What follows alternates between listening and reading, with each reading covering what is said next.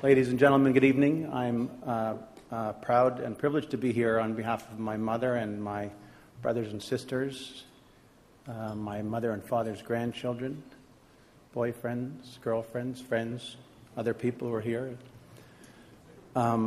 My father would have been thrilled with this, for as many of you know, he was described as an historian, a journalist, a broadcaster, a television show host, a heritage activist, a Boy Scout, and even though he cringed at it, a television personality or a media personality. But in his heart and his soul, he always thought of himself as a journalist. And I'll try and tell a story about it to illustrate that. It was 1962. Picture this, the Alaska Highway before it had been paved. A station wagon, I think it was green, and it was a Pontiac. That's about really a lot of the detail that I remember, so a lot of it's been told to me. 6 children, a tent trailer, an awful lot of crap in the car, and a typewriter. And we were driving along on one hot July day, and by the way, the back window of the station wagon had smashed and fallen into pieces, and the dust from the so-called highway was rolling through the car like London fog. And I don't know, for those of you of my parents' generation, maybe that's not a big deal, but for those of my generation who find it a challenge to get to the mall in an air-conditioned van with iPods and CD players and fold-down TVs, you know, I look back at it and I just shake my head.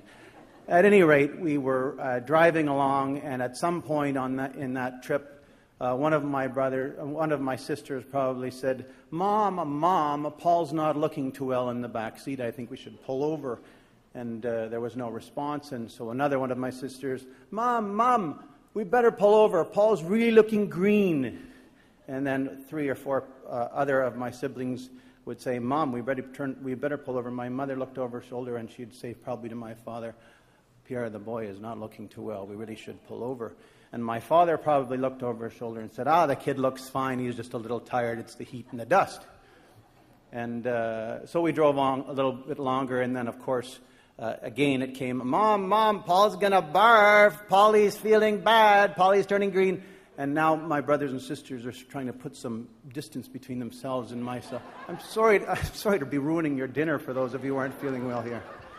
They're putting some distance between me and themselves, such as they could in a station wagon with, what did I say, 8 people in it.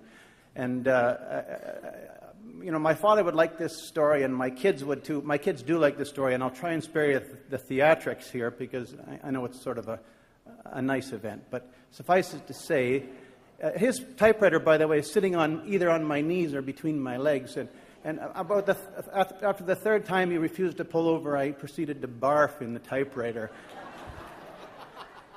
So we traveled all. I think what my mother and father took everything in stride, and we probably just continued traveling on. And my brothers and sisters sort of gave me the evil eye until we found a campsite, and we'd pull over. And I think that probably what happened there was that my mother was a great help to my father in all kinds of ways, and really is the secret to our family. But I think at that point she would have been little help to my father with the typewriter, who was writing a column for the Toronto Star at the time. And so she would have been unpacking and setting up the tent and changing diapers and taking care of kids. And my father would have been left to his own devices with the typewriter. So I sort of picture him emptying it out, grabbing a rag or a T-shirt and wiping it off, and sort of typing away. And now most of us, or some of us, I suppose, would have phoned the editor and say, "Listen, the typewriter's indisposed, and the column's going to be a little late, and there's going to be some problems here." But I think my father probably said anything but the column will be on time. And he sat down and he rolled the paper into the typewriter and he pecked away and sort of ignored everything. And this is very, very, very much the way he worked. His office in his home in Kleinburg was always full of cats and dogs and screaming children and chaos. He took his typewriter wherever he went on holidays, and we went on an awful lot of holidays, and he would sit in the bedroom and peck away at the typewriter while the rest of us frolicked in the pool, and as we got older, sat and had cocktails and dinner and a lot of shenanigans. And the typewriter and the books and the deadlines were always looming. In fact, I think that a deadline was my father's life. And as I grew older and became a journalist, and it was, it wasn't something that I really chose to do. It was something I fell into. He told me, I think at 14 or 15, he says, "You're going to be a writer." And I said, "Oh my God, not a chance. I'm not following you." And I was unable to avoid that. At any rate, so we would chat as I grew older, and we'd chat about the business. He was dying to hear about the business. Every time I come home, he'd say, "So what's new?" And I would sort of say things, well, circulation's in decline, and money is tight, and the readers are complaining, and there's all, no. Where are the stories? What's the story? And he'd love to talk about stories, and the stories that we would write, or the stories in the Globe and Mail, or the stories in the national press, and he'd love to talk about that. And he'd always like to tell the stories about when he was in the business, and I must say, they sounded a lot more fun than the ones that I've been involved in.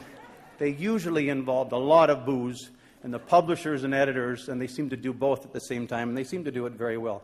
At any rate, he loved it. He loved journalism, and he would be thrilled to be here tonight to accept this award. Thank you very much.